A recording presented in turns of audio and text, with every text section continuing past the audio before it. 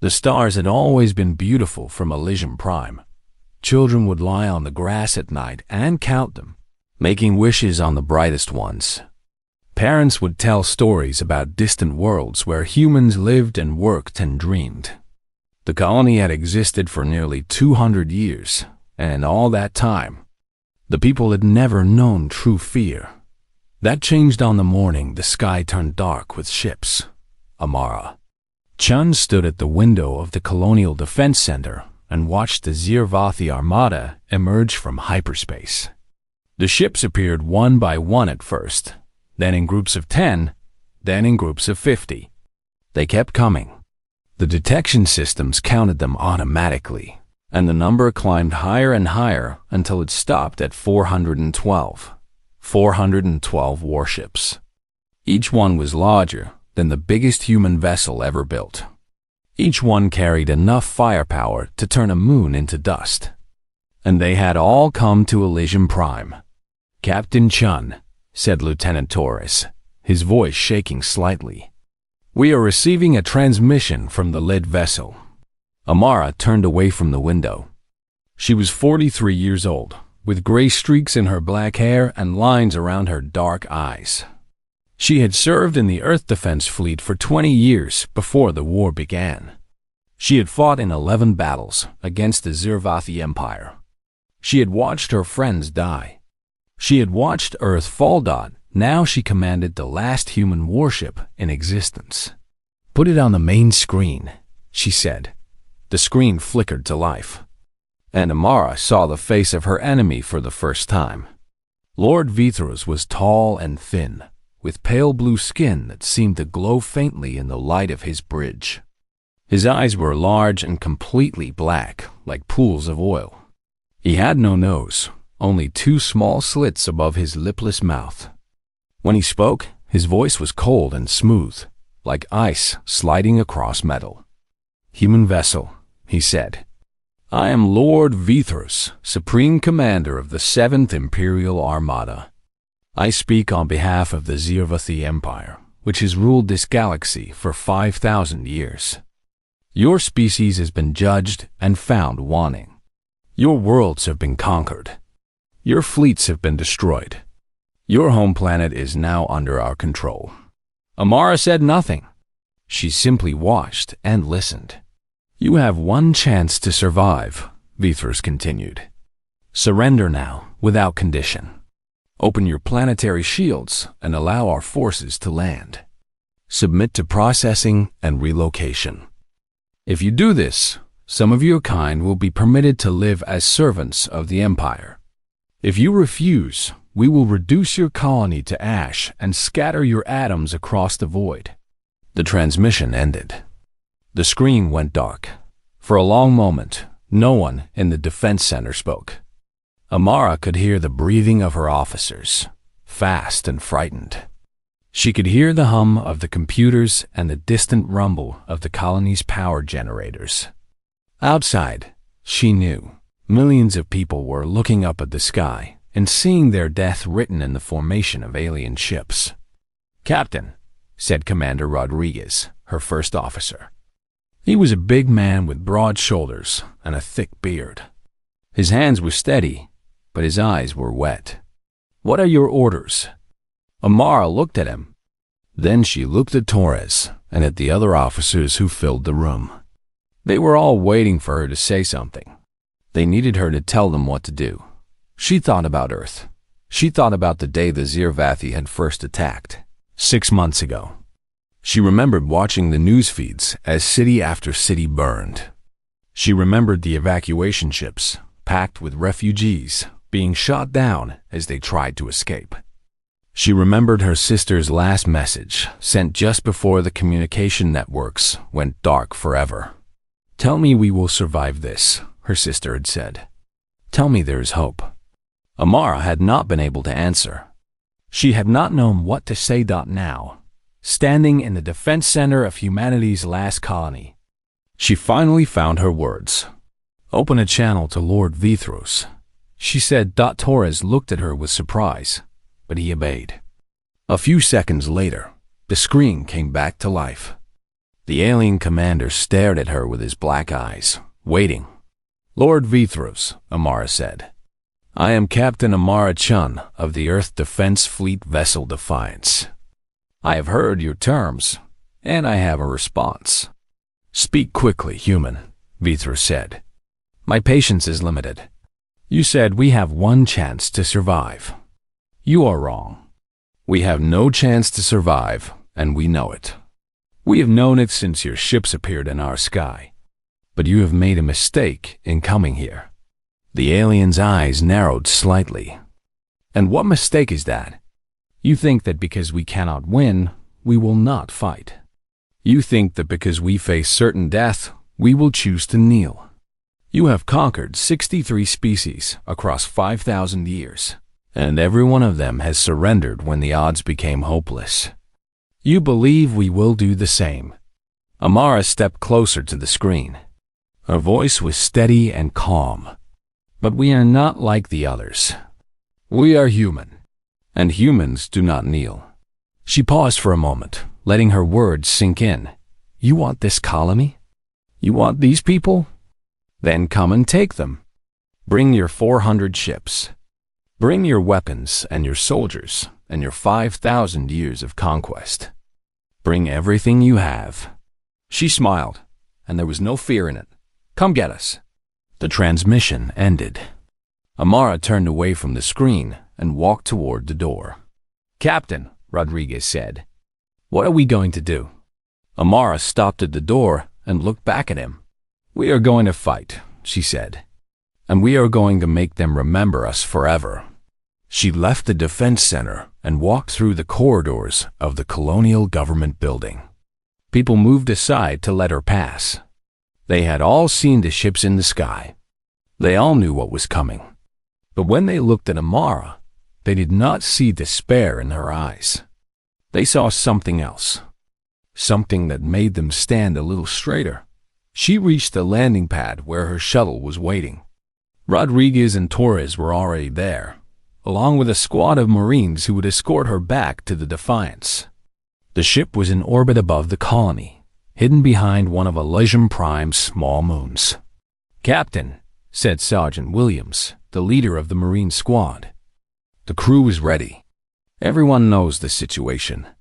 "Good," Amara said. "Let's go." The shuttle lifted off and rose through the atmosphere. Amara watched the colony grow smaller below her, the cities and farms and forests becoming tiny dots of color against the brown and green of the land. Somewhere down there, 8 million people were waiting to learn their fate. She would not let them down. The shuttle passed through the upper atmosphere and entered the darkness of space. The Zirvathi Armada hung in the distance like a swarm of metal insects, their ships arranged in perfect formation. They were waiting for the humans to surrender. They were certain it would happen. The shuttle rounded the moon, and Amara saw the Defiance for the first time in 3 days. The ship was not beautiful. It was scarred and battered, with burn marks on its hull and patches of emergency repairs covering holes from previous battles. One of its main engines was completely dead, and the other was running at less than half power. Its weapons systems were damaged, its shields were weakened, and its crew was exhausted. Lord Vithros had ruled over conquered worlds for 300 years. He had led armies across the stars and brought dozens of species to their knees. He had seen empires fall and civilizations crumble. In all that time, he had never once questioned the superiority of the Zirvathi Empire, until now. He stood on the bridge of the Eternal Dominion and watched the human ship on his view screen. It had been approaching for nearly 40 minutes, and it showed no signs of slowing down. His tactical officers had run projections and simulations. They had calculated the probable outcome of every possible scenario. The answer was always the same. The human ship would be destroyed. It was inevitable. It was mathematical certainty, and yet something was wrong. Vithros could feel it in the depths of his being. Something about this situation did not make sense. The humans were not stupid creatures. They had proven that throughout the war. Their technology was primitive compared to the Zirvathi, but their tactics were creative, and their determination was unlike anything he had ever seen.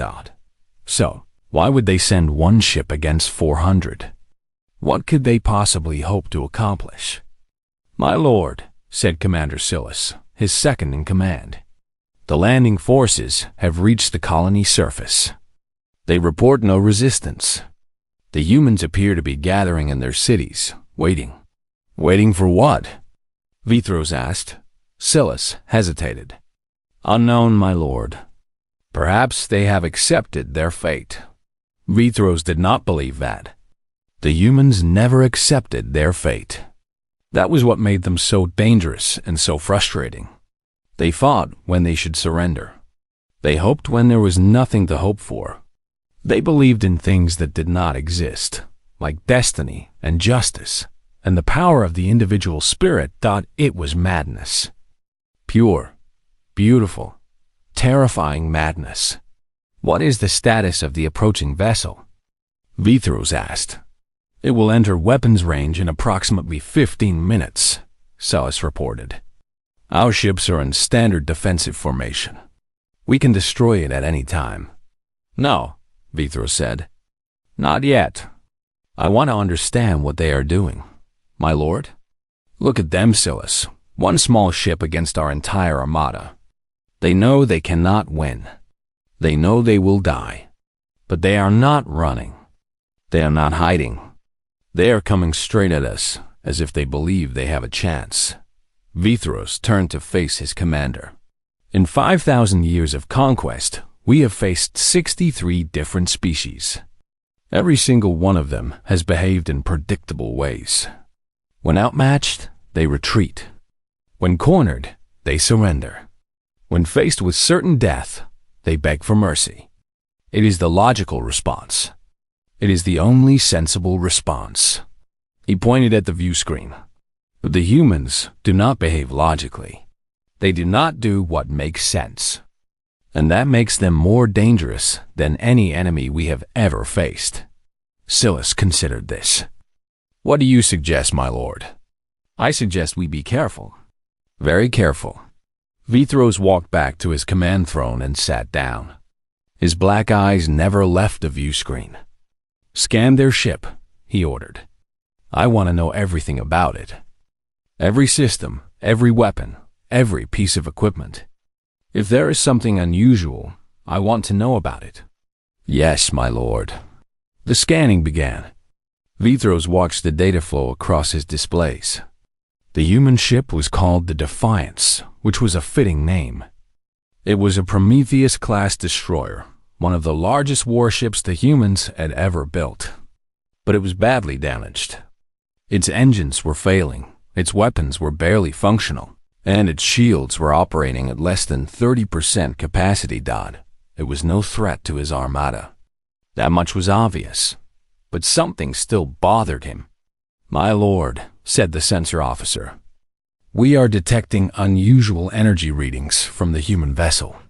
There appears to be some kind of device in their engineering section that we cannot identify." "What kind of device?" "Unknown. It does not match any human technology in our database. The energy signature is strange. It appears to be drawing power from multiple sources throughout the ship." Vithros leaned forward.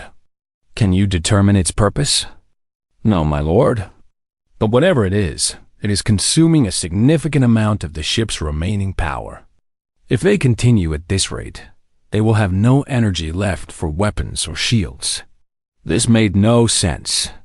Why would the humans waste their precious energy on an unknown device when they were about to enter combat? What could possibly be more important than weapons and shields in a battle? Unless the device was their real weapon. The thought struck Vithros like a physical blow. He had been thinking about this situation the wrong way. He had been assuming that the humans were attacking because they were desperate, because they had no other choice, because they wanted to die fighting rather than surrender. But what if that was not true? What if the humans had a plan? What if they knew something he did not? Move the fleet into combat formation, Vithros ordered. All ships prepare to engage. My lord, Celis said with surprise. For one small destroyer? Do it. The order went out, and 400 Zirvathi warships began to move. They shifted from their defensive positions into an attack formation, surrounding the approaching human vessel on all sides. Weapon systems powered up. Shields activated. Thousands of crew members took their battle stations. Vithros watched it all with growing unease. He was missing something. He was certain of it. The humans were not behaving the way they should. And that meant they had a plan he could not see. He needed to know what that plan was. Open a communication channel to the human ship, he ordered. A moment later, the view screen changed to show the bridge of the Defiance. Captain Amar Chun sat in her command chair, surrounded by her crew. She looked calm and confident, as if she was not flying towards certain death. Lord Vithros, she said, I did not expect to hear from you again. Captain Chun, Vithros replied, I must admit, you have surprised me. I expected your species to surrender once you saw the size of my fleet. Instead, you are attacking. It is unusual. But it was still alive. And so was everyone aboard it. The shuttle docked with the Defiance, and Amara stepped onto her ship. The corridors were crowded with crew members moving quickly to their stations. Many of them stopped to look at her as she passed. She nodded to each of them, meeting their eyes. She reached the bridge and took her place in the captain's chair. Rodriguez stood beside her. Torres took his position at the communications station. Around them, the bridge crew worked their consoles with quiet determination. Status report, Amara said. All stations reporting ready, Rodriguez said. The crew is at battle stations. Chief Engineer Webb says the engines will hold for at least a few more hours. A few more hours is all we need, Amara said. What about the device? Rodriguez hesitated. Webb says it's almost ready. Another hour, maybe two. But he wants me to remind you that it has never been tested. We don't know if it will work. It will work, Amara said. Webb is the best engineer in the fleet.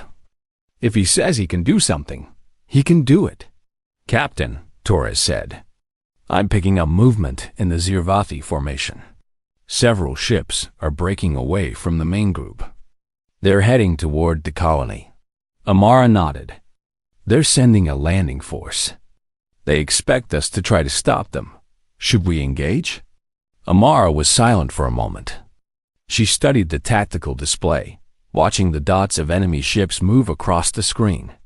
The Zirvathi were following their standard pattern. They had used the same tactics against every species they had conquered. They believed those tactics were perfect because they had always worked before. But they had never faced humans before. No, Amara said. We're not going to stop them. We're going to let them land. Rodriguez stared at her. Captain? Trust me, Amara said. I know what I'm doing. She turned to face the main view screen, which showed the distant shape of the Zirvathi Armada. Lord Vithros thinks he understands us, she said. He thinks we will behave like all the other species he has conquered.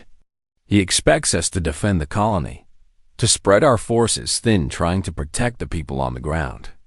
That's what a logical enemy would do. She smiled again, and there was something dangerous in her eyes. But we are not logical. We are not going to defend the colony. We are going to attack the Armada. The bridge was silent. Everyone was looking at her now. One ship against 400, Torres said quietly. Captain, that's not a battle. That's suicide. No, Amara said. It's a trap. And Lord Vithros is about to walk right into it. She leaned forward in her chair. Set course for the center of the Zirvathi formation. Maximum speed. The Defiance's engines roared to life, and the ship began to move. It emerged from behind the moon and accelerated toward the enemy fleet. On the bridge of every Zirvathi vessel, alarms began to sound. Sensors detected the lone human ship approaching at high speed. Lord Vithros received the report with disbelief. He had expected the humans to hide, to defend, to beg for mercy. He had not expected them to attack. He stood on the bridge of his flagship, the Eternal Dominion, and watched the human vessel grow larger on his view screen. It was small and damaged, and clearly no match for even one of his destroyers. The idea that it would challenge his entire armada was absurd. And yet there it was, flying straight toward him. "My lord," said his tactical officer, "should we engage?" Vithros considered the question. His fleet had traveled across half the galaxy to reach this system. They had destroyed every human defense force they had encountered. They had conquered Earth itself, the homeworld of this strange species. The war was over. This last colony was merely a formality, a final piece of cleaning to be done before the victory could be celebrated. One small ship could not change that. It was impossible. But something about the situation troubled him. The humans had proven to be unpredictable enemies. They did not fight like other species. They did not surrender when they were beaten. They did not run when they faced impossible odds. They kept fighting, even when there was no hope of victory. It was illogical. It was wasteful. And it was deeply, disturbingly effective. Vithros had studied the reports from every battle of this war. He had read about human commanders who had sacrificed their own ships to destroy enemy vessels. He had read about human soldiers who had fought to the last breath, refusing to retreat even when their positions were overrun. He had read about human civilians who had taken up weapons and joined the fighting, despite having no military training. No other species behaved this way. The mathematics of war demanded that a force retreat when it was outmatched, that it surrender when resistance became futile. Every intelligent species understood this. Every intelligent species acted accordingly. But the humans did not. "My lord?" the tactical officer said again. "Your orders?" Vithros watched the human ship on his screen. It was still coming, still accelerating toward his fleet. It would arrive in less than an hour. "Ignore it," he said finally. "It is one ship.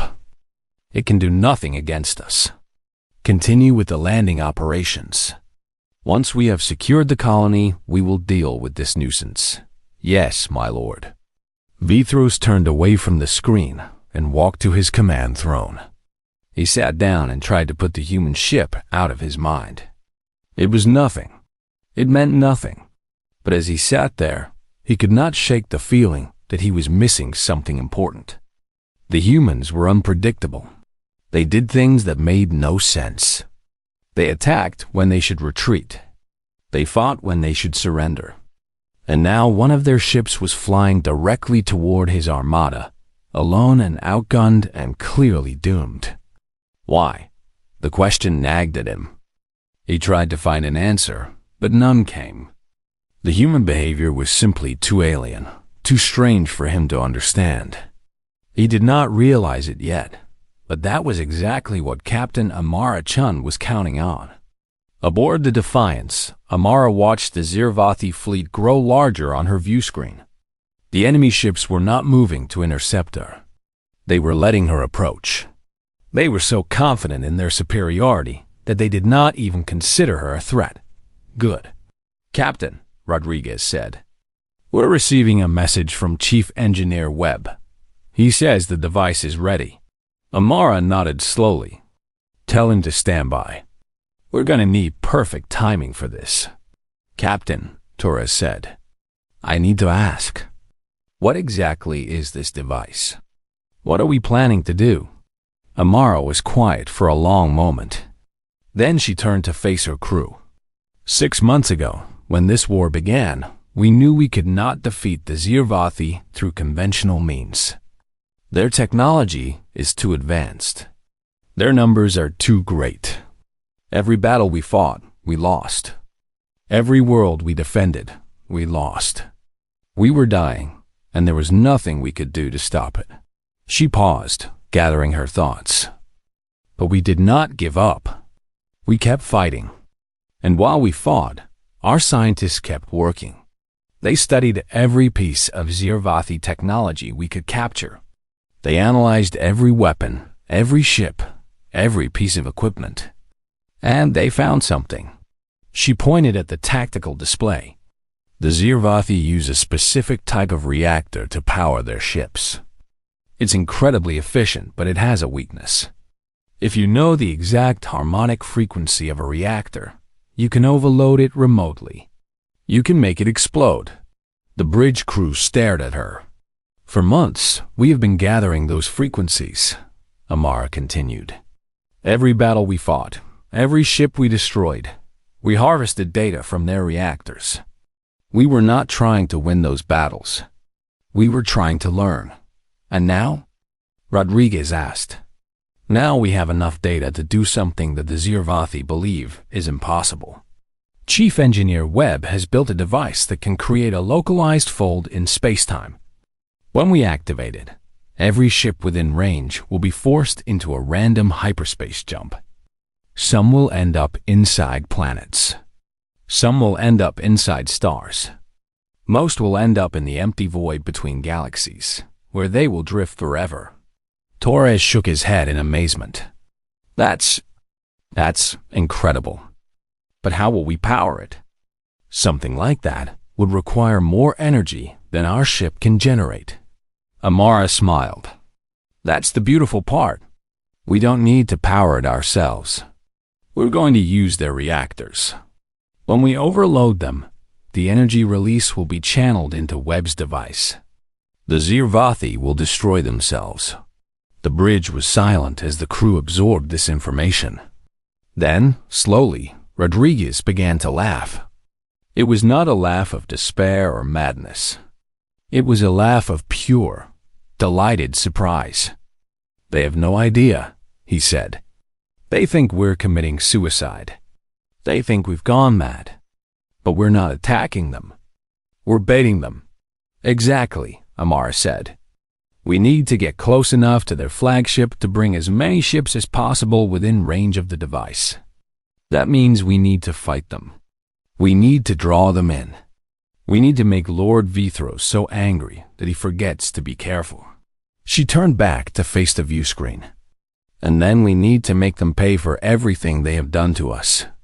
The Defiance continued its approach. Ahead, the Zirvathi Armada waited, 400 ships strong, certain of their victory. They had no idea what was coming.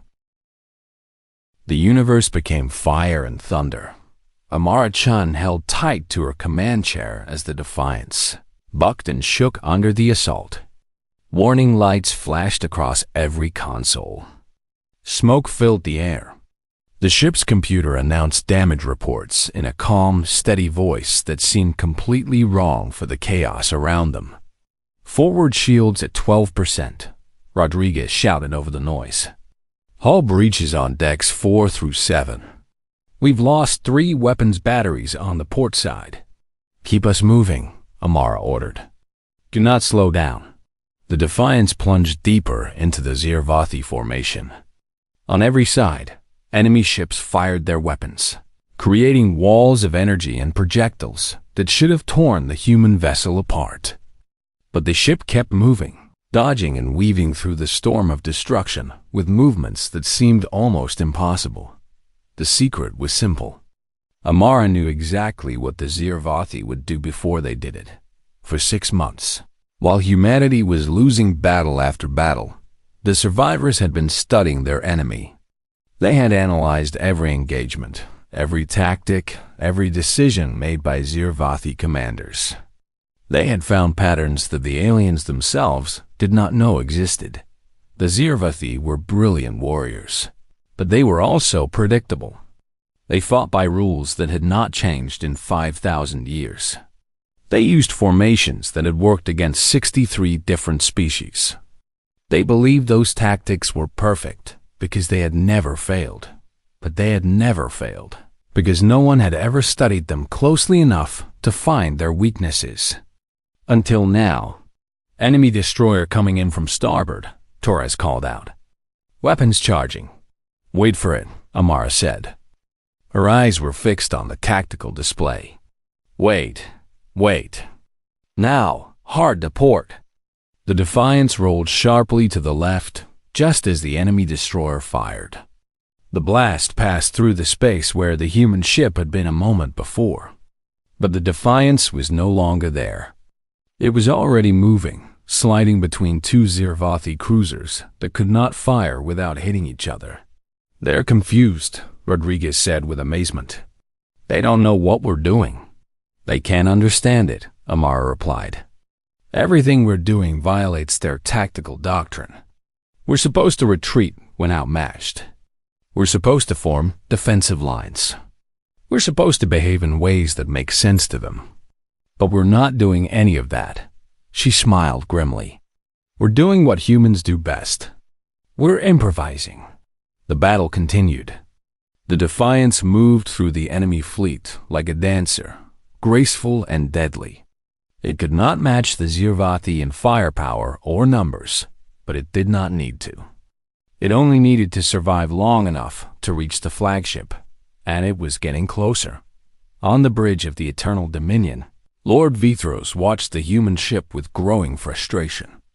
Every time his forces tried to trap it, it escaped. Every time they predicted its movements, it did something unexpected. It was as if the humans could read his mind. How are they doing this? He demanded. How are they avoiding our attacks? Unknown, my lord, Celis replied. Their tactics do not follow any logical pattern. They appear to be making decisions at random. They're not random, Vithros said. Look at their course. They're still heading directly for us.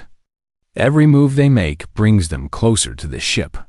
He studied the tactical display. The human vessel was now only a few thousand kilometers away, weaving through the final line of ships between it and the flagship. It had taken damage, severe damage, but it was still functioning. Still fighting, still coming. Focus all nearby ships on the human vessel, Vithros ordered. I don't care about losses. I don't care about formation. Just stop them. My lord, if we concentrate too many ships in one area, we risk friendly fire. Do it. The order went out. 30 Zirvathi ships broke formation and moved to intercept the Defiance. They formed a wall of metal and weapons directly in the human ship's path. Amara saw them coming. That's a lot of ships, Rodriguez said quietly. Yes, it is. We can't dodge that many. No, we can't.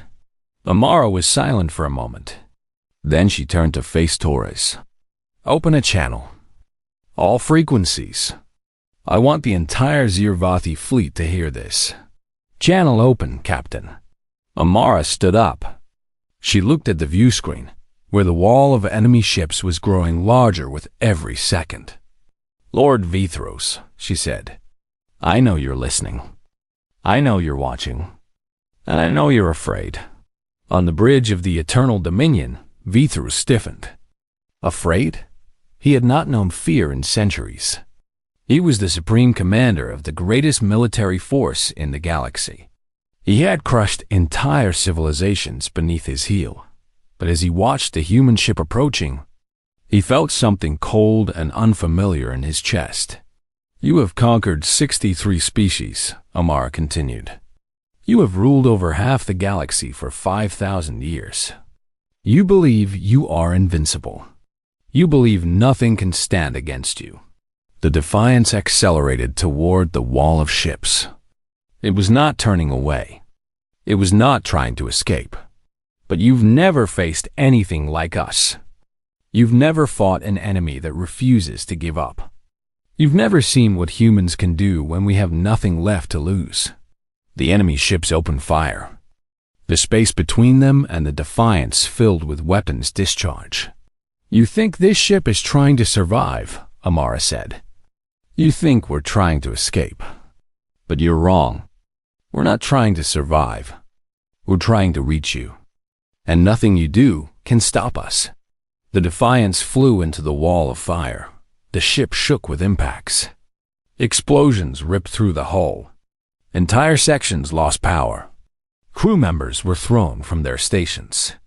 The lights flickered and died, replaced by the dim red glow of emergency systems. But the ship kept moving. "Shields are down," Rodriguez shouted. "Multiple hull breaches. We've lost engines 2 and 3. Keep us going," Amara ordered. "We're almost there." The Defiance burst through the other side of the enemy formation. It was burning and broken, trailing debris in atmosphere. Half its weapons were gone. Its main reactor was flickering.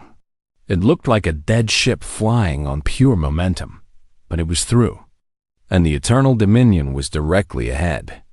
Lord Vithros stared at his view screen with something close to horror. The human ship should have been destroyed. It had taken enough damage to kill a fleet. And yet, there it was, still coming, still fighting, still refusing to die. "Open fire!" he screamed. "Everything we have. Destroy them." The Eternal Dominion's weapon systems activated. The most powerful weapons in the Zirvathi Armada locked onto the approaching human vessel. But before they could fire, something unexpected happened. "We are human," Amara said. "We do unusual things." "Indeed. But I am curious. What do you hope to accomplish? Your ship is damaged. Your weapons are weak. You are one vessel against 400. By any reasonable calculation, you will be destroyed within minutes of engaging my forces." Amara smiled. "Perhaps. But the future is not always determined by reasonable calculations." "What do you mean?" "I mean that you are thinking about this battle the wrong way. You see numbers and statistics. You see 400 ships against one.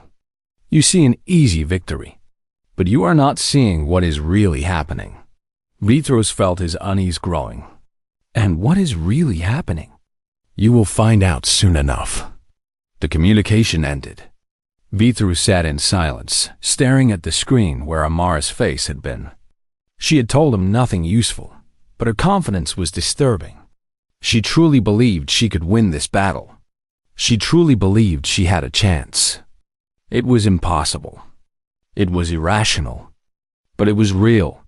"My lord," Sela said, "the human ship has entered weapons range. Should we open fire?" Vithros hesitated. Part of him wanted to destroy the human vessel immediately, to end this strange confrontation before it could develop further. But another part of him wanted to understand. He wanted to know what the humans were planning. He wanted to see their secret weapon, whatever it was. And perhaps, in some small corner of his ancient mind, he wanted to see if they could actually do it. If one small ship could somehow challenge an entire armada. "No," he said. "Let them come closer. I want to see what they do." Deep in the engineering section of the Defiance, Chief Engineer Marcus Webb was working on the most important project of his life. The device in front of him was a mess of wires and circuits and glowing crystals, held together with tape and hope and desperate improvisation. It looked like something a child had built from spare parts. But it was going to change everything. Marcus was 52 years old. He had been an engineer for 30 years, first in the commercial shipping industry and then in the Earth Defense Fleet. He had built engines and weapons and life support systems. He had repaired ships that were falling apart and created solutions to problems that seemed impossible. But he had never built anything like this. The Weber Paradox. It was named after Dr. Elena Weber, the physicist who had first proposed the theory. She had suggested that it might be possible to create a localized fold in spacetime, a bubble that would force everything inside it to make a random hyperspace jump. The energy requirements were enormous, but the potential was almost unlimited. Dr. Weber had died when Earth fell. She had been in her laboratory, when the Zirvathi bombs hit. She had not lived to see her theory put into practice. Marcus intended to honor her memory. "How is it looking?" asked Lieutenant Chen, who was standing nearby with a fire extinguisher. The device had already caught fire twice during the construction process. "It's ready," Marcus said. "Or as ready as it's ever going to be. I can't guarantee it will work. We've never tested it. We don't even know if the theory is correct. But you believe it will work?" Marcus looked at the device. It hummed quietly, drawing power from every system on the ship. It was ugly and crude and held together with prayers. "I believe it has to work," he said. "Because if it doesn't, we're all going to die. We might die anyway." "True, but at least we'll die trying something incredible." He turned to face Lieutenant Chen. "Tell the captain we're ready. As soon as we're close enough to the enemy flagship, I can activate the device. But I'll need about 30 seconds of uninterrupted operation to build up enough power." 30 seconds is a long time in a battle. "I know, but it's the best I can do." Lieutenant Chen nodded and left to deliver the message. Marcus turned back to the device and ran one final check on the systems. Everything was green. Everything was ready. All they needed now was to get close enough. On the bridge, Amara received the message from engineering. She acknowledged it with a brief nod and turned her attention back to the view screen. The Zirvathi ships were all around them now, closing in from every direction. The Defiance was surrounded. "Captain," Rodriguez said, "we're in weapons range. The enemy ships are targeting us. I see them. They're not firing yet. They're waiting for something." "They're waiting for me to do something stupid," Amara said. "They want to see what our plan is before they commit to an attack. Should we give them a show?" Amara smiled. "Yes, I think we should." She turned to face her bridge crew. These were the people she had served with for years. They had fought together, bled together, and watched their friends die together. They were more than crew members. They were family. "Listen to me," she said. "What we're about to do has never been done before. We're going to fight an entire armada with one ship. We're going to fly into the heart of the enemy fleet and activate a device that might not even work. We're probably going to die." No one spoke. No one moved. "But we're not doing this for ourselves," Amara continued. "We're doing this for everyone we've lost. For Earth, for Mars, for all the colonies that fell. We're doing this for the 8 million people on the planet below us who are counting on us to save them. We're doing this for the future of our species." She stood up from her chair. "The Zirvathi think they've won. They think this war is over. They think humans are just another species to be conquered and forgotten. But they're wrong. Because today, we're going to teach them something they've never learned in 5,000 years of empire."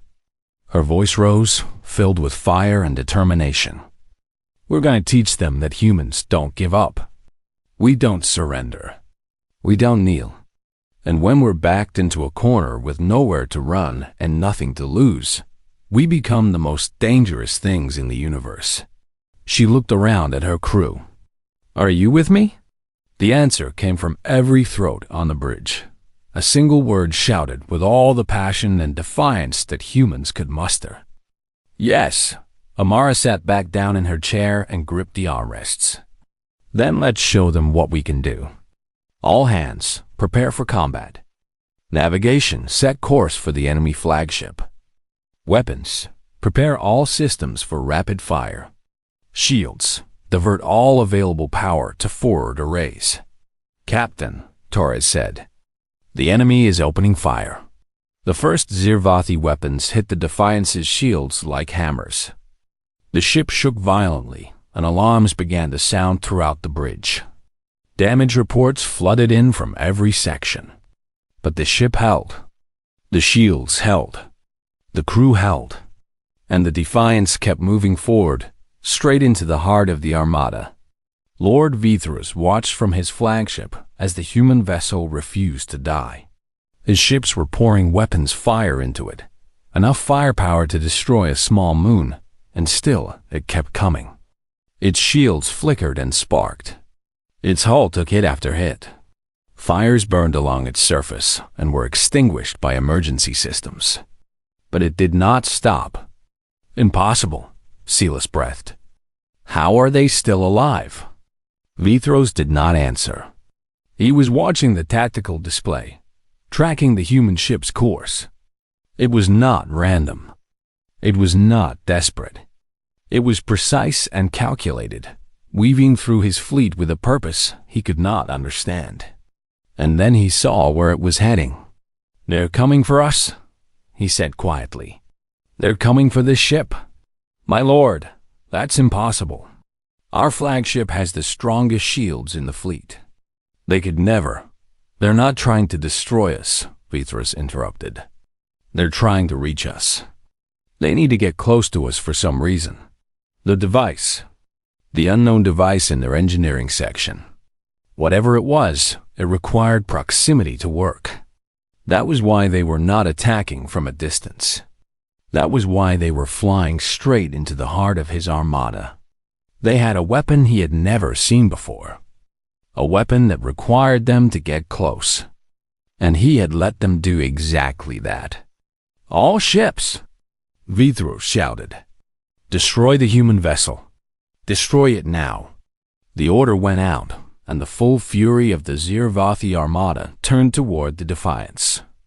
Thousands of weapons fired at once, creating a wall of destruction that nothing could survive.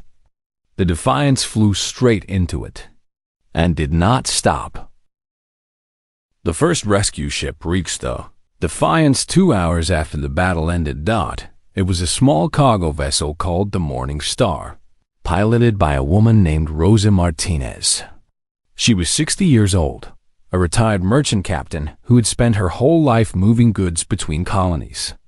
When the Zirvathi invasion began, she had volunteered her ship for evacuation duty, carrying refugees from one world to another. Now she was the first human to see the Defiance up close after its impossible victory. The ship was a ruin. Its hull was torn open in dozens of places. Its engines were completely dead. Fires had burned through entire sections, leaving nothing but blackened metal and melted conduits.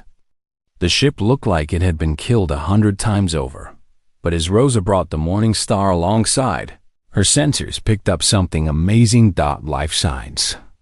Weak, scattered, but unmistakable. There were people still alive on that ship. "This is the cargo vessel Morning Star to any Defiance crew members," Rosa said into her communicator. "Do you read me? Is anyone alive in there?" For a long moment, there was only static. Then a voice came through, weak and strained. "Morning Star, this is Lieutenant Torres, Communications Officer. We read you." Rosa felt tears forming in her eyes. "Lieutenant, what is your status? How many survivors do you have?" There was a pause. Then Torres spoke again. "We're still counting. Many sections of the ship are sealed off. But we have at least 100 confirmed survivors. Maybe more. 100 survivors out of a crew of 340. Nearly 2/3 of the crew had died in the battle. But 100 had lived. 100 people who had helped defeat an armada. We're coming to get you," Rosa said. "Just hold on." The rescue operation took 12 hours. More ships arrived from Elysium Prime, everything that could fly and carry passengers. Doctors and medics came aboard the Defiance, treating the wounded and searching for survivors in the damaged sections. Engineers stabilized what they could and sealed off what they could not. And slowly, the story of what had happened began to emerge. Lieutenant Torres was one of the first to be evacuated. He was suffering from smoke inhalation and a broken arm, but he refused to leave until he had told the rescue teams everything he knew. "The captain," he said, his voice hoarse. "Captain Chun. She was on the bridge when the device activated. The bridge took heavy damage in the final moments. "We need to find her." A team of rescuers cut through the sealed doors to the bridge. What they found inside would become legend. Captain Amar Chun was still in her command chair. Her hands were locked around the armrests, frozen in place. Her eyes were closed. There was blood on her face from a wound on her forehead, but she was not burned. She was not crushed. She was simply still. The medic who reached her first was a young man named Dr. Samuel Park. He had been a trauma surgeon on Earth before the invasion, one of the few who had managed to escape. He had seen death many times, in many forms, but he had never seen anything like this. "She's gone," he said quietly.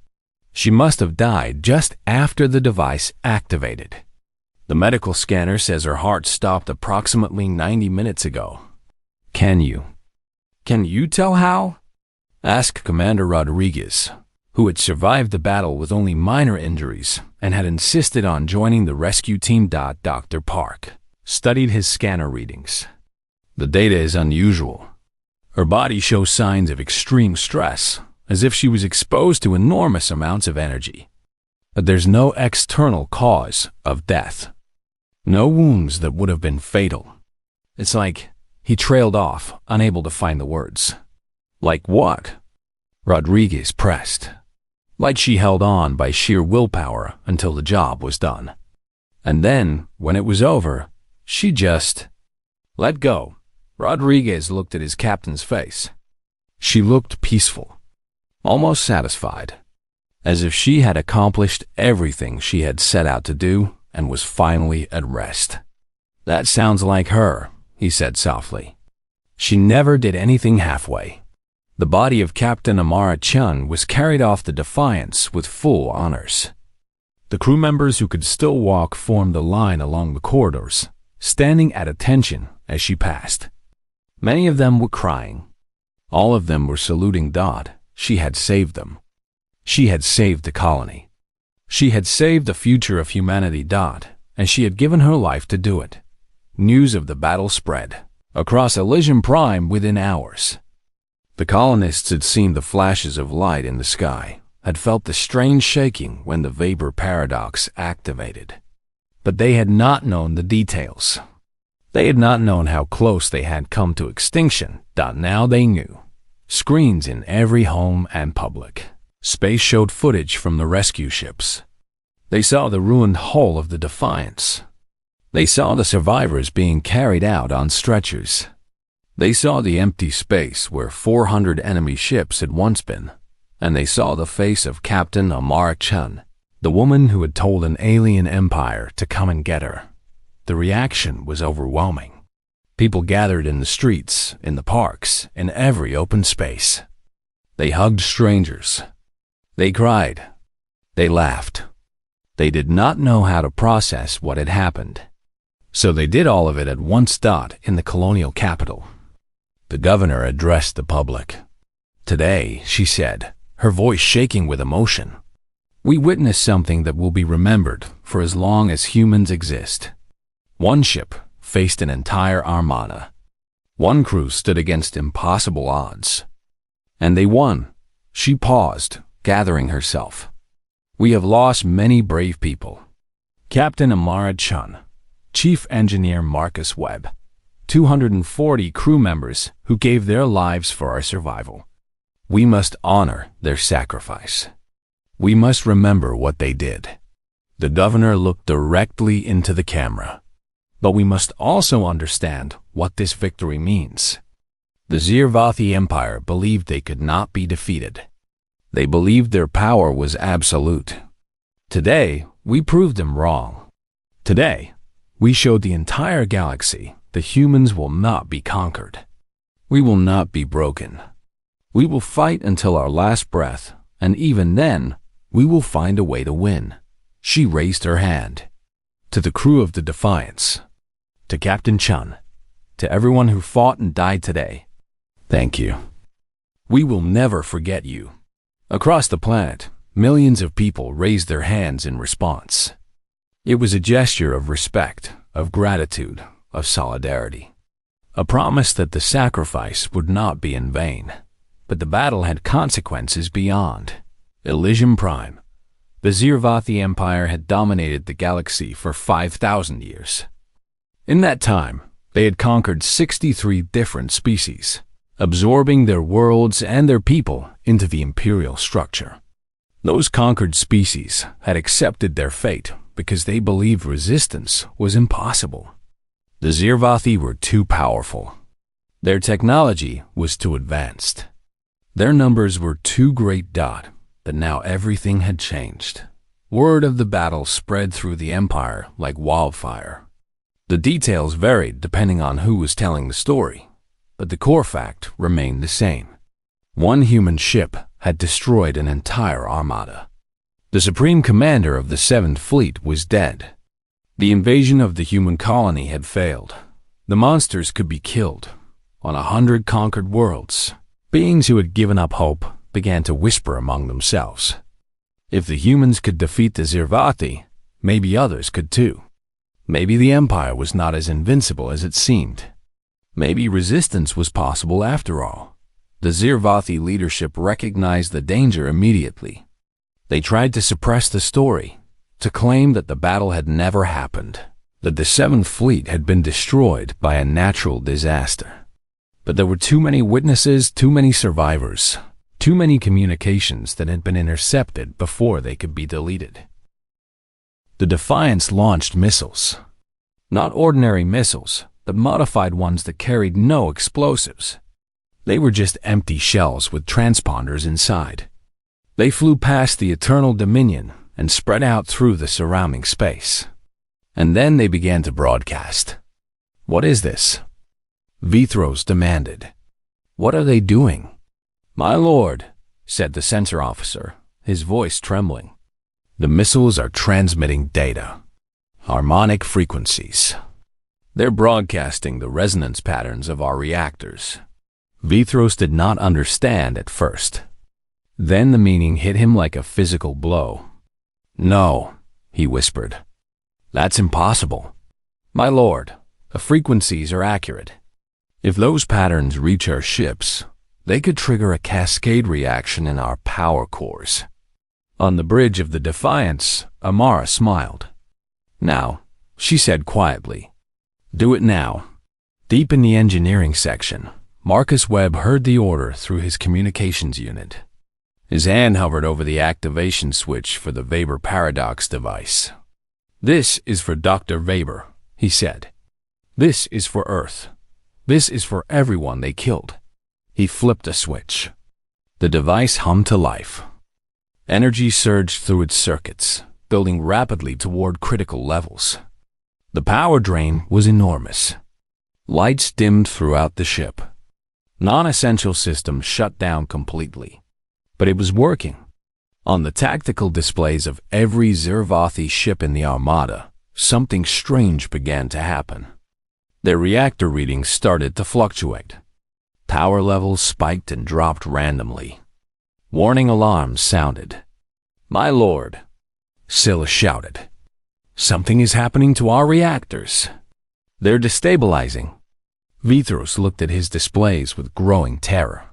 The harmonic frequencies from the human missiles were interacting with his ship's power systems. The resonance was building, amplifying, spreading from ship to ship like a disease. "Shut down the reactors," he ordered. "All ships, emergency, shut down." "We can't. The frequencies are overriding our control systems."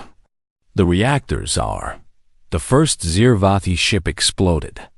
It was a cruiser, positioned about 200 kilometers from the Eternal Dominion. Its reactor went critical without warning, releasing all its energy in a single devastating blast. The explosion destroyed 2 nearby frigates and damaged half a dozen other vessels. Then another ship exploded. And another. And another. The chain reaction spread through the Armada like fire through dry grass. Ships that had ruled the stars for millennia came apart in brilliant flashes of light. Crew members screamed in terror as their vessels tore themselves apart around them. But this was only the beginning. The energy from the exploding reactors flowed into the vapor paradox device aboard the Defiance. Marcus Webb watched his readings climb higher and higher, well beyond anything they had predicted. "Captain," he shouted into his communicator, "the device is charging faster than expected. We're reaching critical capacity." "How long?" Amara asked. 30 seconds. Maybe less." On the bridge, Amara looked at the view screen. The space around them was filled with explosions and dying ships. The Zirvathi Armada was tearing itself apart. But Lord Vithros was still alive. The Eternal Dominion had not exploded. Its shields were protecting it from the cascade reaction. They needed to get closer. "Navigation," Amara said. "Ramming speed." Rodriguez looked at her with shock. "Captain, we need to be closer to the flagship when the device activates. The closer we are, the more ships will be caught in the effect. If we ram them, we'll be destroyed." "I know." Amara met his eyes. "But we'll take them with us." There was a moment of silence on the bridge. Then Rodriguez nodded slowly. "It's been an honor, Captain. The honor is mine." The Defiance's remaining engines fired one last time. The ship surged forward, accelerating toward the Eternal Dominion on a collision course. Lord Vithros saw them coming. He understood now what they were doing. They were not trying to survive. They had never been trying to survive. From the very beginning, this had been a suicide mission.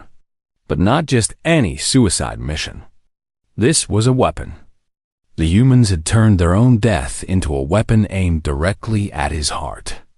Evasive action. He ordered, "Get us away from that ship." But it was too late. The Defiance was too close, moving too fast. The Eternal Dominion's engines could not accelerate quickly enough to escape. Amara watched the enemy flagship fill her view screen. 20 seconds until impact. 20 seconds until the end. "Engineering," she said. "Status report." "Device at 90% capacity," Marcus replied. 10 seconds until full power. Understood. Amara looked around her bridge one last time. She saw Torres at his communication station, still working despite the chaos around him. She saw Rodriguez standing beside her, steady and calm. She saw every member of her crew doing their jobs until the very end. They were human. They did not kneel. They did not surrender. They fought until there was nothing left. And now they would show the universe what that really meant. "It's been my privilege to serve with all of you," she said. "When this is over, remember that you were part of something that mattered. Remember that you made a difference." "Captain," Marcus said through the communicator, "the device is ready. Full power." Amara took a deep breath. "Activate." For a brief moment, nothing seemed to happen. Then the universe changed. The vapor paradox device released its energy in a single overwhelming pulse. Space itself seemed to bend and twist around the Defiance. The fabric of reality stretched and tore, creating a bubble of distorted space-time that expanded outward at incredible speed. Every ship within the bubble began to shift. Their positions became uncertain, their locations undefined. They were everywhere and nowhere at once, existing in multiple points in space-time simultaneously. And then they jumped. Not controlled hyperspace jumps. Random jumps. Uncontrolled jumps. The ships were scattered across the universe like seeds thrown into the wind. Some appeared in the hearts of stars. Some materialized inside planets. Some found themselves in the vast empty spaces between galaxies, millions of light years from any help. On the bridge of the Eternal Dominion, Lord Vithros watched his view screen fill with impossible light. He felt his ship begin to shift and blur, felt reality itself beginning to come apart around him. In his final moment, he understood what had happened. The humans had not been fighting a battle.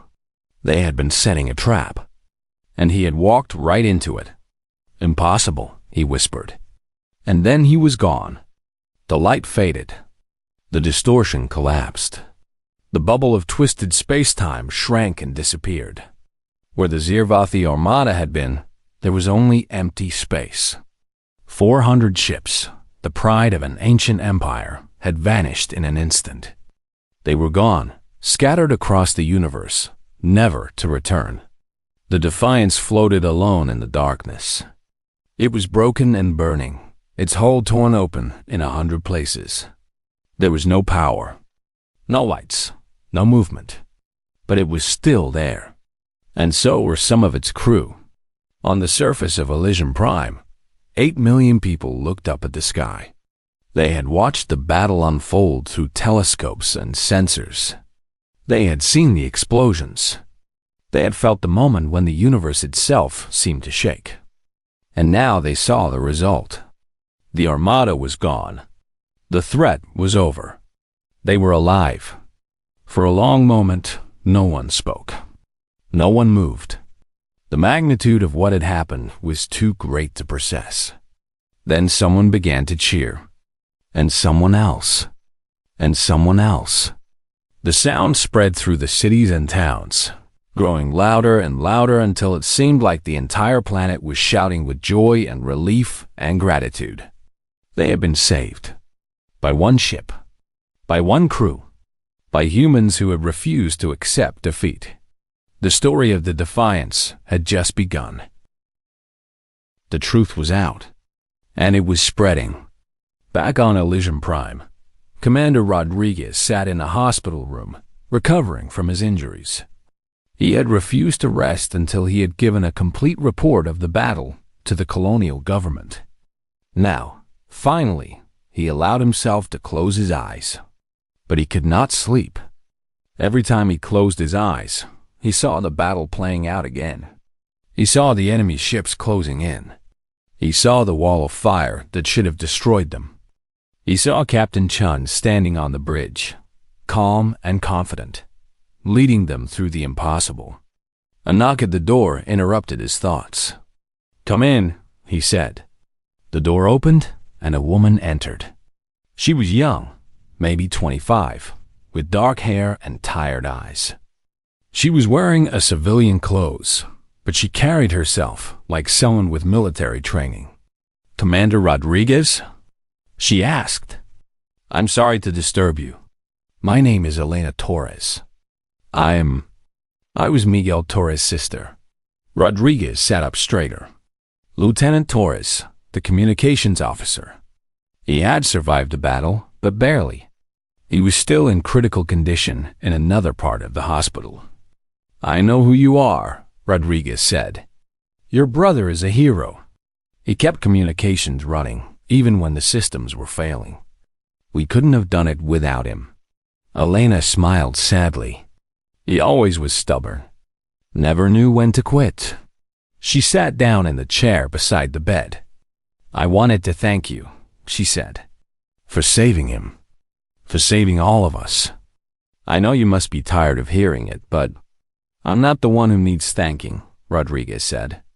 "Captain Chun, Chief Webb, all the crew members who didn't make it. They're the real heroes. You're too modest. Miguel told me what happened. He told me how you led the damage control teams during the battle. How you kept the ship together when it should have fallen apart. You're a hero too, Commander." Rodriguez was silent for a moment. Then he shook his head. "I was just doing my job. Following orders." The captain was the one who had the plan. She knew exactly what she was doing from the beginning. She saw a way to win when everyone else saw only death. How? Elena asked. How did she know? How could anyone know that the plan would work? She didn't know, Rodriguez said. Not for certain. The Weber paradox had never been tested. We had no way of knowing if it would actually work. But the captain believed it would. And she made us believe too. He looked at the ceiling, remembering. That's what made her special. Not her tactics or her strategy. Her faith. She believed in us. She believed in humanity. She believed that no matter how bad things got, we would find a way to win. And she was right. Yes, she was right. Elena was quiet for a while. Then she asked, "What happens now?" "The Armada is gone, but the Empire is still out there. They'll send more ships, more soldiers. They'll want revenge." Rodriguez nodded slowly. "Probably. But things are different now. The galaxy knows that the Zirvathi can be beaten. That knowledge is more powerful than any weapon. Other species will start to fight back. The Empire's grip will weaken." He turned to look at her. "And we'll be ready. We'll rebuild our defenses. We'll build new ships. We'll learn from what happened and become stronger. The Zirvathi might come back, but they'll find that humans are not the easy target they expected." "You really believe that?" "I have to believe it. Captain Chung gave her life for this chance. I'm not going to waste it." Elena nodded. She stood up and offered her hand. "Thank you, Commander." "For everything." Rodriguez shook her hand. "Take care of yourself. And tell your brother to keep fighting. We're going to need people like him in the days ahead." After Elena left, Rodriguez lay back and closed his eyes again. This time, sleep came more easily. The battle was over, but the war was just beginning. In the weeks that followed, the people of Elysium Prime began the long process of recovery and rebuilding. The wreckage of the Defiance was towed to an orbital dock, where engineers worked to salvage what they could. The ship itself was too damaged to ever fly again, but its components could be used to build new vessels. More importantly, the data from the Weber Paradox device was recovered and analyzed. The scientists who studied it were amazed by what they found. The device had worked even better than expected. The energy channeling technique that Marcus Webb had developed could be refined and improved. With more research, they might be able to create more powerful versions of the technology. Humanity had gained more than a victory. They had gained a weapon. The Zirvathi Empire took notice. Within a month, intelligence reports indicated that the Empire was pulling back its forces from several frontier regions. The conquest of human space had been indefinitely postponed. Other priorities had emerged. Those other priorities were the rebellions that had begun to spread through the conquered territories. On a dozen worlds, species that had accepted Zirvathi rule for centuries were suddenly rising up. They were citing the human victory as inspiration. They were saying that if one ship could defeat an armada, then anything was possible. The empire that had seemed invincible was starting to crack. And at the center of it all, in the sky above Elysium Prime, the broken hull of the Defiance floated like a monument. A reminder of what humans had accomplished. A promise of what they would accomplish in the future. The story was far from over. 10 years had passed since the Battle of Elysium Prime. The galaxy was a different place now. The Zirvathi Empire, which had ruled half the known stars for 5,000 years, had fallen. Not all at once, but slowly, piece by piece. As the cracks that appeared after the battle grew wider and deeper, it had started with the rebellions. On world after world, conquered species had risen up against their masters. They had been inspired by the story of one human ship that had faced an entire armada and won. If the humans could do the impossible, they reasoned, then perhaps they could too. The Empire had tried to crush these rebellions. They had sent fleets and armies to restore order. But for every uprising they put down, 3 more appeared. The conquered peoples had lost their fear, and fear had been the foundation of Zirvathi power. Within 5 years, the Empire had lost control of 1/3 of its territory. Within 7 years, the losses had reached half. Now, 10 years after the battle, the Zirvathi held only their original home systems, surrounded by former subjects who had become equals. The ancient empire had not been defeated in a single battle. It had died slowly, bleeding power and territory until there was nothing left. And at the root of that death was a single moment when one human captain had refused to surrender. On Elysium Prime, a ceremony was being held. The plaza in the center of the colonial capital was filled with people. Thousands had come to witness this day, the 10th anniversary of the battle. Giant screens had been set up around the plaza so that everyone could see, even those standing at the very back of the crowd. On a stage at the front of the plaza, a group of people sat in places of honor. These were the survivors of the Defiance, the 100 crew members who had lived through the impossible. Many of them had retired from military service. Some had become teachers, passing on what they had learned to a new generation. Others had continued to serve, helping to build humanity's new fleet. All of them had become legends. Commander Rodriguez sat at the center of the group. He had been promoted to admiral after the battle and had spent the last 10 years overseeing the reconstruction of human military forces. His hair was gray now, and his face was lined with age and responsibility. But his eyes were still sharp, and his back was still straight. Beside him sat Miguel Torres, the communications officer who had kept the Defiance connected to the world, even as the ship fell apart around him. He had made a full recovery from his injuries and had gone on to develop new communication systems that were now used throughout human space. And beside Torres sat Elena Torres, who had married Rodriguez 3 years after the battle. She had joined the military herself, inspired by her brother's courage, and had risen to become one of the most respected officers in the fleet. The crowd fell silent as the governor of Elysium Prime took the stage. She was an older woman now, the same governor who had addressed the public 10 years ago. She had refused to retire, saying that she would serve as long as there was work to be done. Citizens of Elysium Prime, she began. Friends from across human space. Visitors from other worlds. Welcome to this ceremony of remembrance. She paused, looking out at the sea of faces before her. 10 years ago, on this very day, our world faced extinction.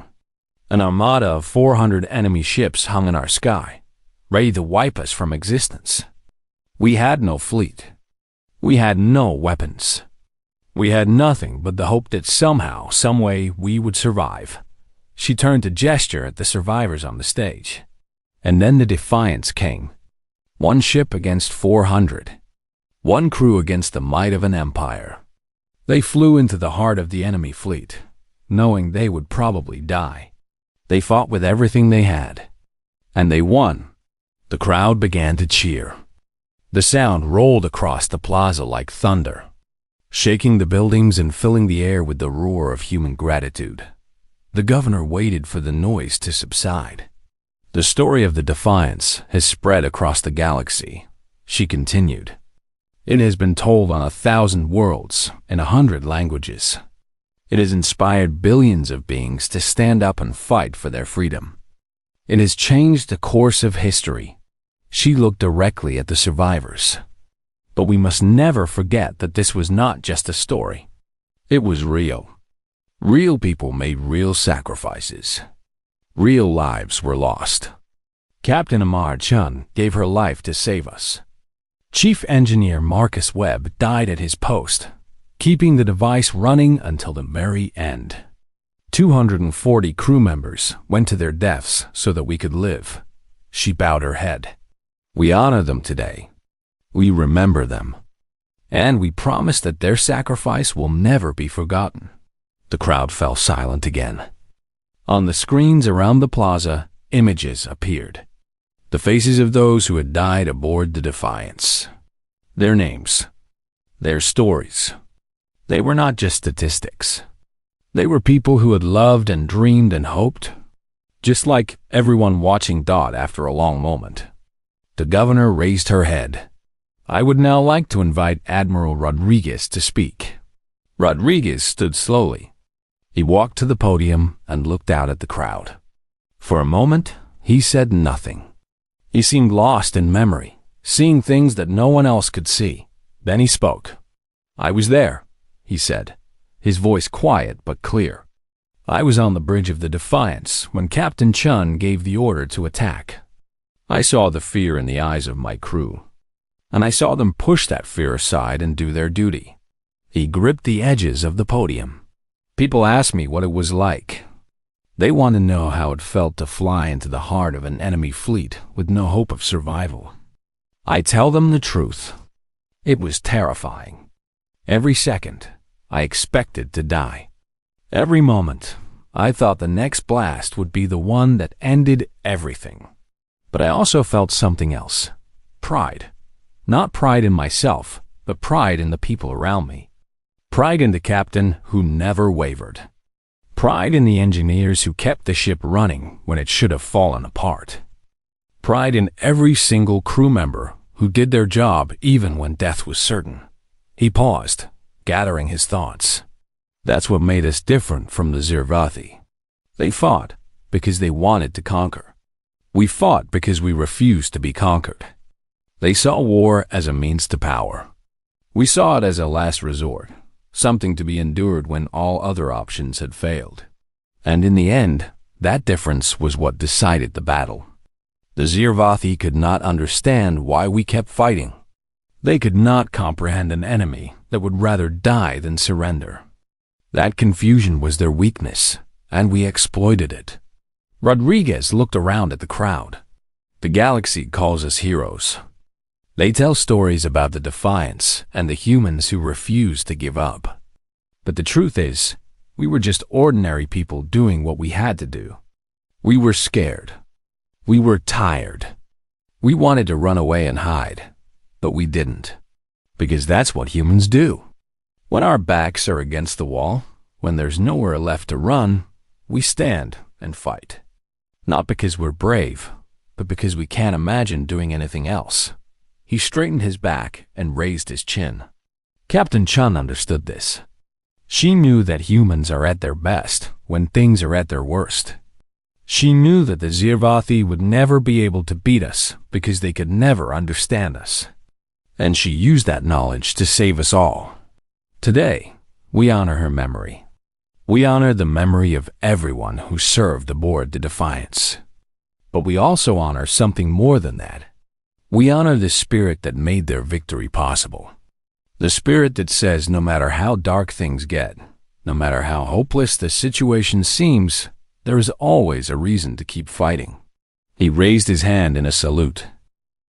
To the crew of the Defiance, to Captain Amara Chan, to the human spirit that never gives up.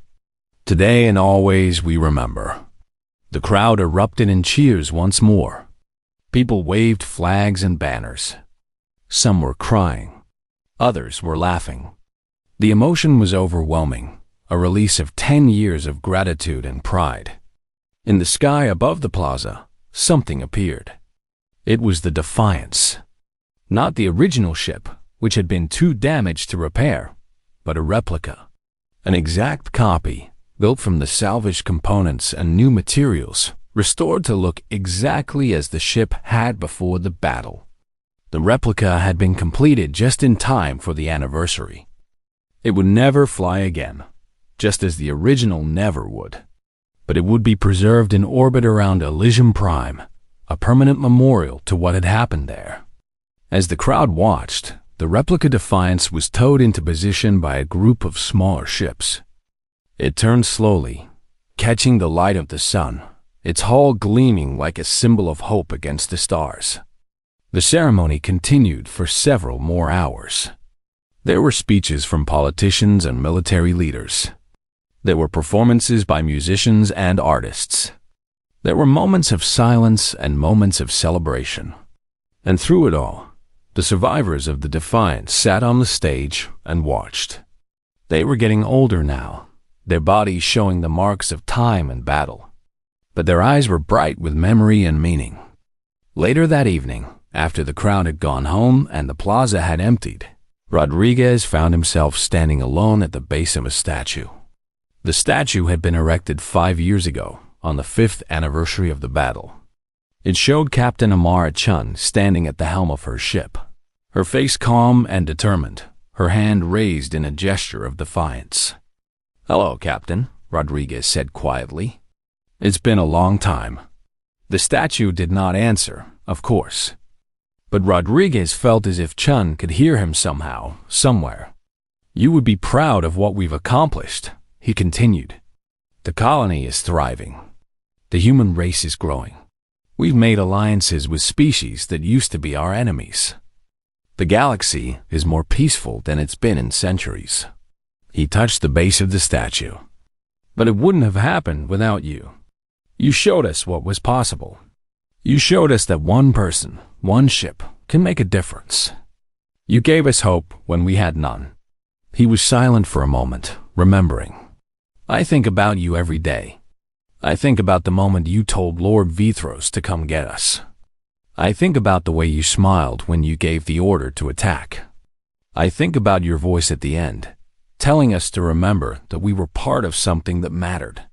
He smiled sadly. "We remember, Captain. We always will." A voice came from behind him. "Talking to the statue again?" Rodriguez turned to see Elena approaching. She was wearing a simple dress, her military uniform put away for the evening. She looked beautiful in the fading light. "Old habit," Rodriguez said. "I like to update her on how things are going." Elena came to stand beside him. She slipped her hand into his. "She would be happy," Elena said. "Everything she fought for has come true. Humanity is safe. The Empire has fallen. The galaxy is changing." "Yes," Rodriguez agreed. "But there's still work to do. There will always be work to do." "True, but we can handle it. We're human.